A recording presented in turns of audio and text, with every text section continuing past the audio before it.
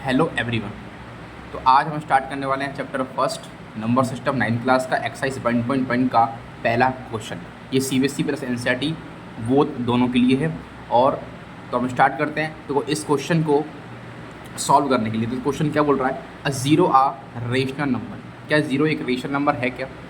Can you write in the form of p by q where p and q are integers and q does not equal to में zero.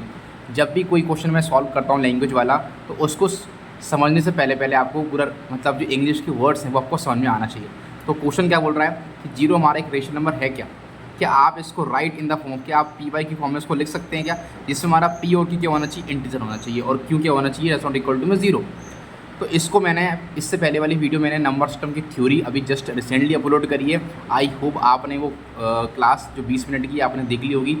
अगर उस class को मैं इसलिए देखने की बोल रहा हूँ कि उसमें बेसिक्स मैंने बताया और रेशनल नंबर के बारे में मैंने डिटेल में डिस्कस किया है।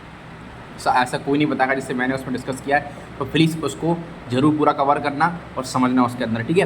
तो फिर भी थोड़ा सा मैं रेशनल नंबर के बारे में बेसिस बता दूंगा इसके अंदर, इससे क्वेश्चन पर कवर हो जाए।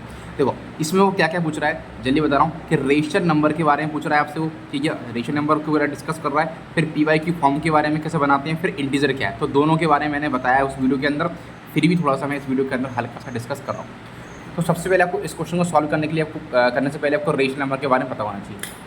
देखो तो रेशनल नंबर हमारा क्या होता है, मैंने आपको बताया था इससे पहले मेरी वीडियो के अंदर, पर इसमें मैं थोड़ा सा डिस्कस कर रहा हूँ कि रेशनल नंबर आपका क्या होता है। रेशनल नंबर हमें चेक करना है ना, उससे पहले आपको पता होना चाहिए थ्री स्टेप्स फॉलो करता है हमारा। क्या तो पहला क्या स्टेप फॉलो करता है कि हमारा पी वाई की फॉर्म में होना चाहिए कोई भी नंबर। दूसरा हमारा पी इंटीजर हो या फिर क्यू हमारा क्या हो सर, इंटीजर हो बेटा जी, ठीक है।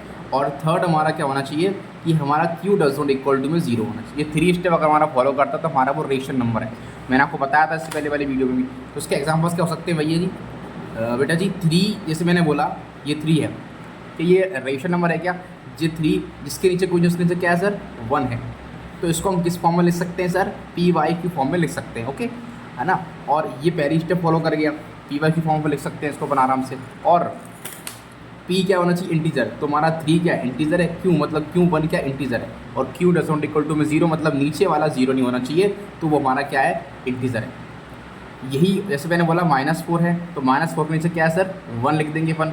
तो ये भी इंटीजर है, ये भी इंटीजर है। और इंटीजर क्या होता है, मतलब वही पॉजिटिव और नेगेटिव वैल्यूज और जीरो ये सब मिलाकर इंटीजर बनता है। बेसिक मैंने बताया था उसमें भी। तो ये क्या हो गया, पी वाई की form, P integer Q integer और Q does not equal to में जीरो, तो ये इंटीजर है। तो इसी में वो क्या पूछना चाह रहा है आपसे, इसमें ये पूछना चाह रहा है कि जीरो रेशनल नंबर होता है कि नहीं होता। इसके बारे में मैंने आपको बताया था, अगेन दोबारा से रिपीट कर देता हूँ इस वीडियो में कि जीरो लिखा हुआ है, जिसके नीचे कुछ नहीं उसने क्या मानेंगे बेटा 1 मानेंगे। अब जीरो वाई वन क्या है सर, ये तो पी वाई की फॉर्म में लिखा है, मतलब पहली स्टेप फॉलो कर रहा है, पहली स्टेप फॉलो कर रहा है। दूसरी स्टेप देखेंगे तो कि पी हमारा इंटीजर होना चाहिए। तो भैया पी हमारा इंटीजर है ना, देखो जीरो हमारा इंटीजर होता है नहीं होता, और क्यू हमारा इंटीजर होना चाहिए। और नीचे वाला क्या नहीं होना चाहिए, डज नॉट इक्वल टू में जीरो, तो मतलब जीरो हमारा इंटीजर है।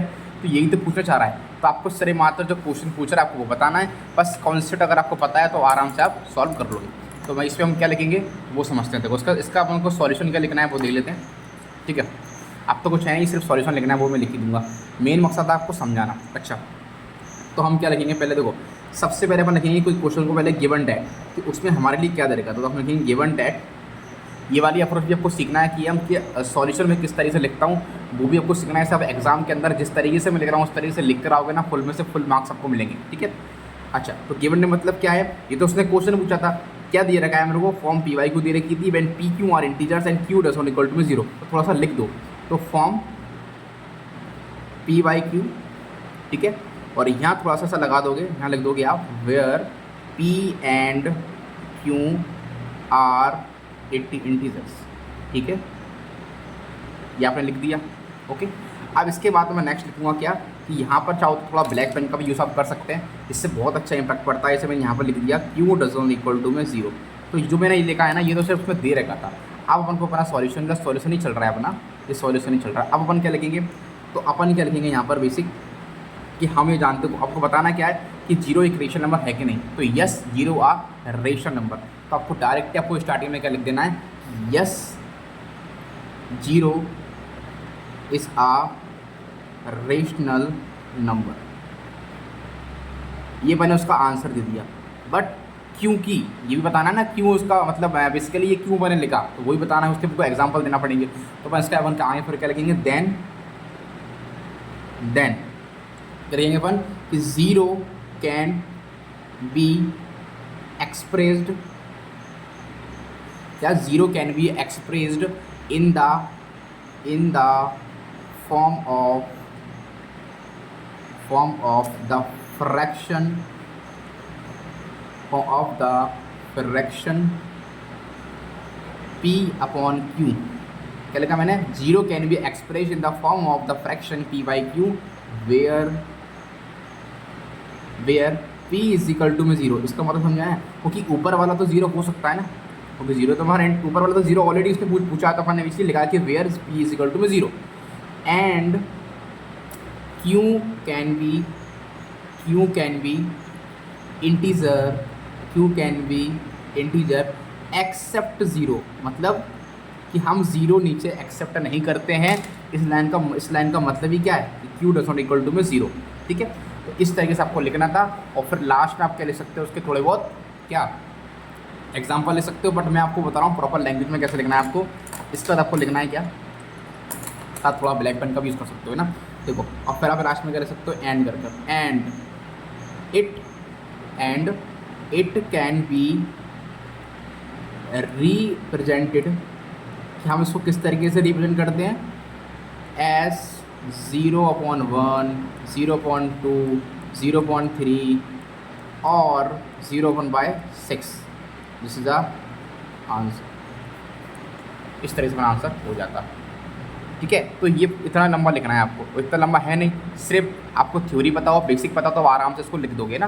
तो आपको लिखना क्या कहता है, देखो मैं दोबारा से बता रहा हूँ, रेशन नंबर के बारे में इससे पहले वीडियो में मैंने डिस्कस किया था, वो आप देख लेना, मैंने इसमें बता दिया। तो क्वेश्चन पहले आपको अच्छे से रीड कर लेना है क्या बोल रहा है, और गिवन डेट लिखना इस तरीके से, जिस तरीके से मैंने बताया, form p by Q where p q are integers, q does not equal to में ज़ीरो, और फिर आपको ये सारी प्रोसेस लिखनी है। इसमें मैंने क्या लिखा है कि yes zero is a rational number, then zero can be express in the form of the fraction P by Q where p is equal to में zero and q can be integer except zero. तो हमारा q integer हो सकता है, बस zero नहीं होना चाहिए। अच्छा, and it can be represent as are 0/1, 0/2, 0/3 और 0/6। जीरो के नीचे नेगेटिव वैल्यू भी आ सकती है ना। अगर मैंने बोला 0.-3 हो सकता है ना, क्योंकि -3 तो क्या है, इंटीजर है।